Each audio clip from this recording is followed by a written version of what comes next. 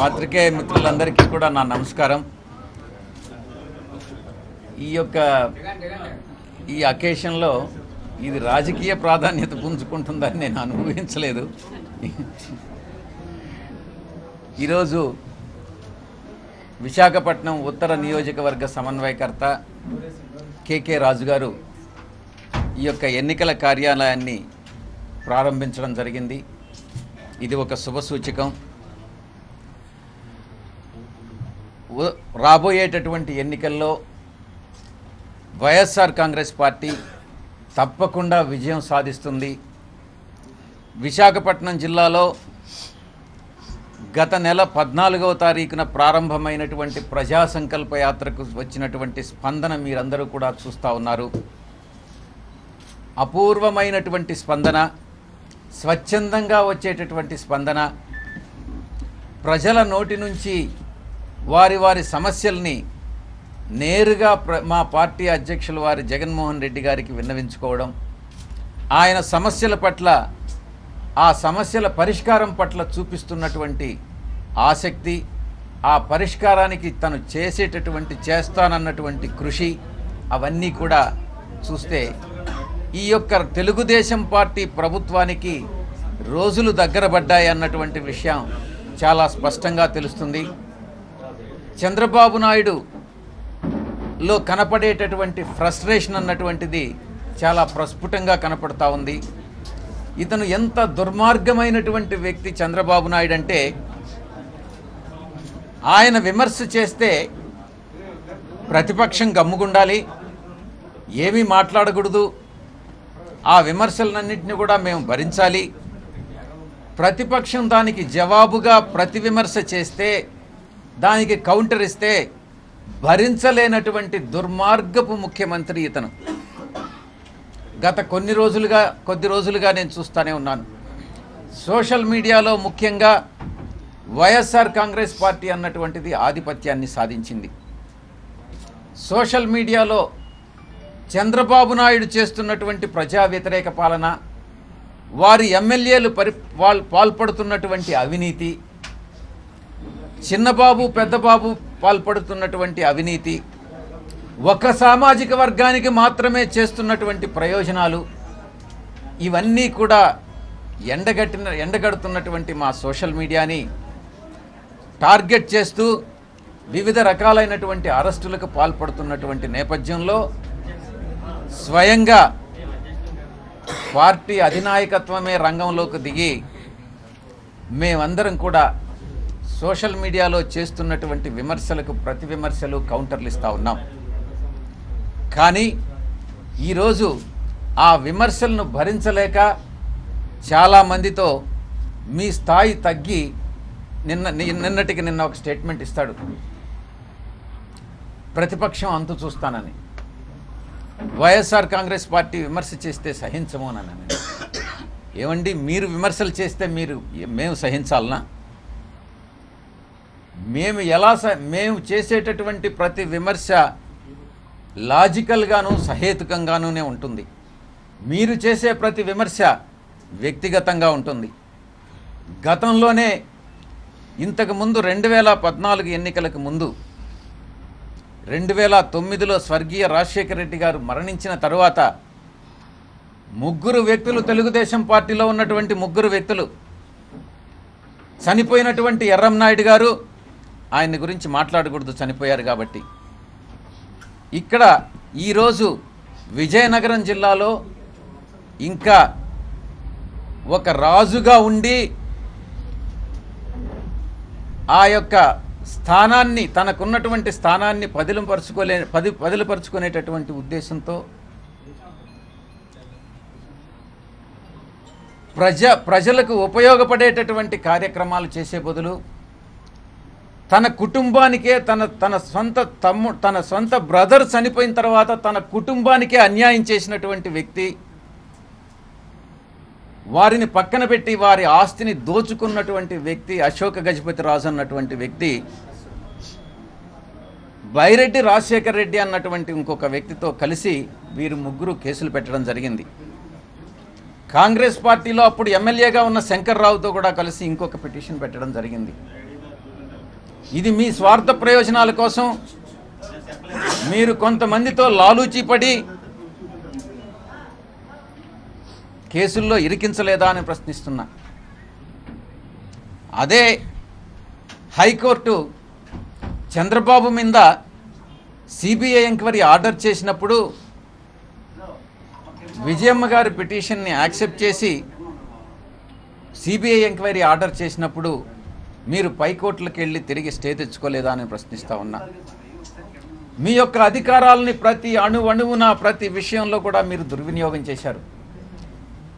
అధికారంలోకి 2014లో వచ్చిన తర్వాత ప్రతి విషయంలో కూడా ఏ ఒక్క విషయాన్ని వదలకుండా, ఏ ఒక్క ప్రాజెక్టుని వదలకుండా ప్రతి దగ్గర నుంచి నీరు చెట్టు కార్యక్రమం నుంచి ఇండస్ట్రీకి ఇవ్వాల్సినటువంటి సబ్సిడీల దగ్గర నుంచి పోలవరం ప్రాజెక్టులో కానీ ప్రతి ప్రాజెక్టులో కూడా అవినీతికి గతంలో ఎన్నడూ ఎవరు భారతదేశంలో ఎవరు పాల్పడనంతగా అవినీతి చక్రవర్తిగా మీరు ఈరోజు ఆంధ్రప్రదేశ్లో మిగిలిపోయారు.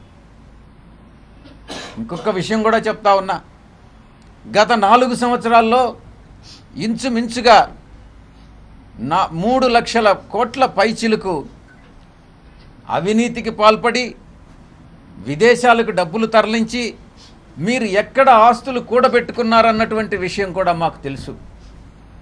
మీకు ఏ ఏ దేశాల్లో ఆస్తులున్నాయి, సింగపూర్లో ఎన్ని ఆస్తులున్నాయి, మలేషియాలో ఎన్ని ఆస్తులున్నాయి, డావోస్లో ఎన్ని ఆస్తులున్నాయి, ఇవన్నీ కూడా మాకు తెలుసు. సరి అయిన సమయంలో బయట పెడతాం. మీరు ఏదైతే అవినీతి సొమ్మును, ప్రజా సొమ్మును మీరు దోచుకున్నారో ఆ దోచుకున్న సొమ్మును తిరిగి ప్రభుత్వ ఖజానాకి తిరిగి రెమిట్ చేసేటట్టుగా చూడాల్సినటువంటి బాధ్యత మా మీద ఉంది. కాలమే నిర్ణయిస్తుంది మీరు తప్ప కరెక్టా అన్నటువంటిది. మీరు తాత్కాలికంగా ఏదో కొంతమంది తెలిసిన వాళ్ళతో ఇన్ఫ్లుయెన్స్ చేయించుకొని మీరు సమస్యల నుంచి బయటపడవచ్చు. బీజేపీతో 4 సంవత్సరాలు జతగట్టి ఈరోజు బీజేపీని ఏదో ఒక అంటరాని పార్టీగా మీరు చిత్రీకరించి దానిలో మీరు చేసినటువంటి ఘనకార్యం నుంచి బయటపడేటటువంటి ప్రయత్నం చేస్తూ ఉన్నారు. ఏ పార్టీ అయితే ఆంధ్ర రాష్ట్రాన్ని విభజనకు కారకులైనారో, ఆంధ్ర రాష్ట్రానికి ద్రోహం చేశారో అటువంటి కాంగ్రెస్ పార్టీకి ప్రజలు బుద్ధి చెప్పారు 2014 ఎన్నికల్లో. గతంలో చరిత్రలో స్వాతంత్రం వచ్చిన తర్వాత ఏ పార్టీ కూడా కాంగ్రెస్ పార్టీ చేసినంత అన్యాయాన్ని, ద్రోహాన్ని ఆంధ్ర రాష్ట్రానికి చేయలేదు. అటువంటి పార్టీతో జతగట్టేదానికి మీరు సిద్ధపడతా ఉన్నారు. తప్పకుండా ప్రజలు కాంగ్రెస్ చేసినటువంటి ద్రోహాన్ని ఇంకా మర్చిపోలేదు, భవిష్యత్తులో కూడా మర్చిపోరు. తప్పకుండా మీకు బుద్ధి చెప్తారు ప్రజలు అన్నటువంటి విషయాన్ని ఈ సందర్భంగా నేను తెలియచేస్తా ఉన్నా. ఎన్నికలు దగ్గరకు వచ్చాయి. ఆ వచ్చినటువంటి దగ్గర రాబోయేటటువంటి 6-7 నెలల్లో ఎన్నికలు వస్తున్నాయి. ప్రజలందరూ కూడా ఆతృతగా ఎదురు చూస్తూ ఉన్నారు. ఎప్పుడు తెలుగుదేశం పార్టీకి, చంద్రబాబు నాయుడికి, ఆయన కుమారుడు పప్పునాయుడు గారికి బుద్ధి చెప్తామా అన్నటువంటి విషయాన్ని ఎదురు చూస్తూ ఉన్నారు. పప్పునాయుడు గారని పిలిస్తే మా పార్టీ వాళ్ళని అరెస్టులు చేశారు. అరెస్టులు చేసినప్పుడు నేనే చెప్పాను, అవును అతను ఇన్కేపబుల్ కాబట్టి, దేనికి పనికిరాడు కాబట్టి, అతను మీ కుమారుడు లోకేష్ నాయుడు అన్నటువంటి వాడు మీ కుమారుడు కానట్లయితే ఆ స్థానానికి వచ్చి ఉండేవాడా? నిజంగా అతనికి సామర్థ్యం ఉంటే మీ కుమారుడిగా కాకుండా కింద స్థాయి నుంచి పై స్థాయికి రమ్మని చెప్పండి. మీరు ప్రమోట్ చేస్తున్నారు కాబట్టి ఆ స్థాయికి వచ్చాడు. కాబట్టే ఆయన్ని పప్పునాయుడు గారు అన్నాం. పప్పునాయుడు గారు అనడంలో కూడా మేము గౌరవిస్తూ ఉన్నాం, గారు అనని. కాబట్టి ఈరోజు సోషల్ మీడియాలో మా పార్టీ కార్యకర్తల మీద మీరు పెడుతున్నటువంటి కేసులన్నీ కూడా ఇది అక్రమమైనటువంటి కేసులు, ఇవి నిలబడవు అన్నటువంటి విషయం వారికి తెలుసు. సుప్రీంకోర్టు చాలా స్పష్టంగా చెప్పింది.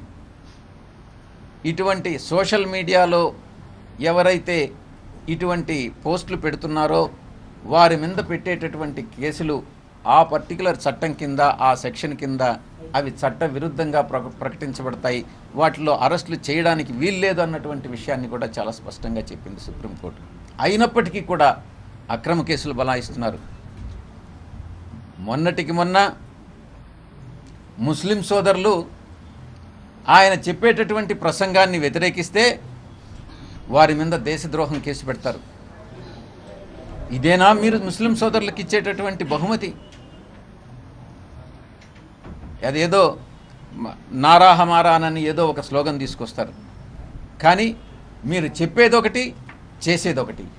ముస్లిమ్స్కి మొట్టమొదటి నుంచి కూడా ముస్లిం సోదరులకి అన్యాయం చేసినటువంటి పార్టీ ఏదైనా ఉంది అని అంటే అది తెలుగుదేశం పార్టీ, ముస్లిం వ్యతిరేక పార్టీ తెలుగుదేశం పార్టీ అన్నటువంటి విషయాన్ని చాలా స్పష్టంగా తెలుస్తూ ఉంది. వైఎస్ఆర్ కాంగ్రెస్ పార్టీ అన్ని సామాజిక వర్గాలకి, అన్ని మతాలకి న్యాయం చేకూర్చగలిగినటువంటి పార్టీ ఒక్క వైఎస్ఆర్ కాంగ్రెస్ పార్టీ, మా అధ్యక్షుడు జగన్మోహన్ రెడ్డి గారి అన్నటువంటి విషయాన్ని స్పష్టంగా తెలియజేస్తూ మీ దగ్గర సెలవు తీసుకుంటా ఉన్నాను. మీరు ఏదైనా ప్రశ్నలు అడిగితే తప్పకుండా జవాబు చెప్తాను.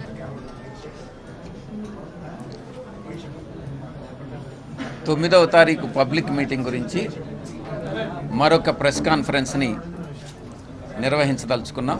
దాంట్లో చాలా విపులంగా అన్ని విషయాల్ని తెలియజేయడం జరుగుతుంది. మేము చెప్పలా, ఈ యొక్క శాసనసభ రాజ్యాంగ విరుద్ధంగా ఈ యొక్క ప్రభుత్వం రాజ్యాంగ వ్యతిరేక చర్యలకు పాల్పడింది అన్నటువంటిది ఉపరాష్ట్రపతి వెంకయ్య నాయుడు గారే చెప్పారు. 23 మంది ఎమ్మెల్యేలు ఇంకో పార్టీ మీద ఎన్నికై ఇంకొక పార్టీలో చేరి దాంట్లో 4 మంత్రులుగా చేర్చడం అన్నటువంటిది బహుశా భారతదేశంలోనే కాదు, ఈ యొక్క భూగోళంలో ఏ దేశంలో కూడా ఇది జరిగి ఉండదన్నటువంటిది ఆయన చాలా స్పష్టంగా చెప్పారు. ఆ చంద్రబాబు నాయుడు గారిని అడగమని చెప్పండి, ఉపరాష్ట్రపతి గారిని, ఎందుకు మీరు ఈ స్టేట్మెంట్ ఇచ్చారని. ఆయనే స్వయంగా చెప్పారు. మేం కాదు, మేము ఓపెన్ లెటర్ రాస్తా ఉన్నాం. ఇప్పుడు కాదు, గత శాసనసభ సమావేశాల్లో చెప్పాం, ఇప్పుడు శాసనసభ సమావేశాలు జరగబోతున్నాయి, వాటిల్లో కూడా చెప్తా ఉన్నాం, వాటి గురించి చెప్తా ఉన్నాం. స్వయంగా ఉపరాష్ట్రపతి గారే చెప్పారు, ఎవరైనా ఒక పార్టీ మారితే ఒక డిస్క్వాలిఫికేషన్ పిటిషన్ కానీ వస్తే దాన్ని 3 నెలల్లో దాన్ని డిస్పోజ్ చేయాలి అన్నటువంటి విషయాన్ని ఆయనే స్వయంగా చెప్తా ఉన్నారు. దీన్ని బట్టి అర్థం అవుతుంది. ఒక్కొక్కటి బానోజీ, I address your. Yeah, I am not referring to any particular person. Whoever would like to, let me complete it, Banu. See, you have asked a question, let me reply. Let me give my reply, thereafter you can ask second question. Whoever wants to join in YSR Congress party, from Telugu Desam party or any other party, it has become a habit for Mr. Chandrababu Naidu to threaten those persons, saying that he will foist the cases, false cases, implicate them in the cases, ensure that they are put into trouble, therefore preventing the persons who would like to join in YSR Congress party. This is what is happening this is what is the present scenario now. This cannot last long. This is only a temporary phenomena. Probably he will be able to do it for the next 1 or 2 months. After that, there will be influx of political leaders from other parties to YSR Congress party, which will be evident. You please wait for another 2 or 3 months, which will be evident from December onwards. హాజరు కావడం లేదన్నటువంటిది నిన్న ఒక open letter release చేయడం జరిగింది. గత శాసనసభ సమావేశాలకు ముందు కూడా అప్పుడు కూడా మేము ఓపెన్ లెటర్ని రాశాం. దాంట్లో అన్ని వివరాలని పొందుపరిచాం, దానికి కారణాలు కూడా చెప్పాం. ఆ కారణాల వల్లనే మేము ఇప్పుడే చెప్తున్నాం, ఎవరైతే 23 మంది ఎమ్మెల్యేల మీద డిస్క్వాలిఫికేషన్ పిటిషన్స్ మేము పెట్టామో, ఎవరినైతే నలుగురిని మంత్రులు చేశారో వాళ్ళని ఈరోజు రాజీనామా చేయమనండి, రేపటి నుంచి మేము శాసనసభకి అటెండ్ అవుతాం. రాజ్యాంగ వ్యతిరేక చర్యలకు పాల్పడి సంస్థల్ని మేనేజ్ చేసుకుంటూ స్పీకర్ అన్నటువంటి వ్యక్తి ఆ యొక్క ప్రభుత్వానికి ప్రభుత్వాది నేతకు అడుగులకు మడుగులొత్తున్నటువంటి నేపథ్యంలో డిస్క్వాలిఫికేషన్ పిటిషన్స్ మీద చర్యలు తీసుకోకుండా మంత్రులుగా కొనసాగడం, వారిని శాసనసభ్యులుగా కొనసాగించడం అన్నటువంటిది రాజ్యాంగ విరుద్ధం. ఈ స్పీకర్ అన్నటువంటి వ్యక్తి నా పైన సభా హక్కుల నోటీస్ ఇచ్చాడు ఆయన్ని విమర్శించానని. కోడెల శివప్రసాదరావు గారు అనేటటువంటి వ్యక్తి ఒక ఫ్రాక్షనిస్టు, గతంలో హత్యా నేరాల్లో అక్యూజ్డ్ అన్నటువంటి విషయం కూడా మీకు తెలుసు. ఆ కేసుల నుంచి బయటపడి ఉండొచ్చు. దానికి ఆ బయటపడడానికి కారకులు ఎవరనేది కూడా నాకు తెలుసు. ఇప్పుడు మళ్ళీ స్పష్టంగా చెప్పాల్సినటువంటి అవసరం లేదు. ఆయనకి తెలుసు, ఆయన మనస్సాక్షికి కూడా తెలుసు. ఎవరైనా కూడా ఒక స్పీకర్ స్థానంలో కూర్చుంటే నిష్పక్షపాతంగా వ్యవహరించాలి, పార్టీలకు అతీతంగా వ్యవహరించాలి, రాజ్యాంగాన్ని పూర్తిగా దాన్ని ఫాలో కావాలి, రాజ్యాంగ స్ఫూర్తిని నీరుగార్చకూడదు. కానీ ఇప్పుడు స్పీకర్ చేస్తున్నటువంటి పని రాజ్యాంగ స్ఫూర్తికి పూర్తిగా విరుద్ధంగా ఉంది. మీరు నాకు ఏదైతే ప్రశ్న వేశారో ఆ ప్రశ్న కోడెల శివప్రసాదరావు గారికి వేయండి. ఆయన ఏం సమాధానం చెప్తాడో వినండి. ఏం సార్ ఎందుకు మీరు చర్యలు తీసుకోవట్లేదు? మీరు నాలుగు సంవత్సరాల నుంచి మీరు ఒక క్షణం కూడా తీరిక లేకుండా ఈ యొక్క డిస్క్వాలిఫికేషన్స్ పిటిషన్స్ని డిస్పోజ్ చేయలేనటువంటి, మీరు టైం లేనటువంటి పరిస్థితి మీకుందా? మీకు అసలు టైమే లేదా అన్నటువంటి విషయాన్ని ఆయన్ని ప్రశ్నించండి, ఆయనే జవాబు చెప్తాడు. ఎవరు పోతా ఉన్నారమ్మా? సీనియర్ లీడర్ పోతా ఉన్నాడు. ఏమవుతుంది? నీళ్ళు ఏమవుతుంది? ఇంకోరు వస్తారు. దుర్గా, అల్టిమేట్గా ఒకటి గుర్తుపెట్టుకోవాల్సింది ఏంటంటే దుర్గా, ఎప్పుడైనా కూడా ఒకటి గుర్తుపెట్టుకో, లీడర్ అనేవాడు ప్రజల నుంచి పుడతాడు. మీ అందరూ గుర్తుపెట్టుకునే మాట నేను చెప్తున్నా. లీడర్ ఎప్పుడు ప్రజల నుంచి పుడతాడు. యాంటీ ఇన్కంబెన్సీ అన్నది ఏదైతే ఉందో,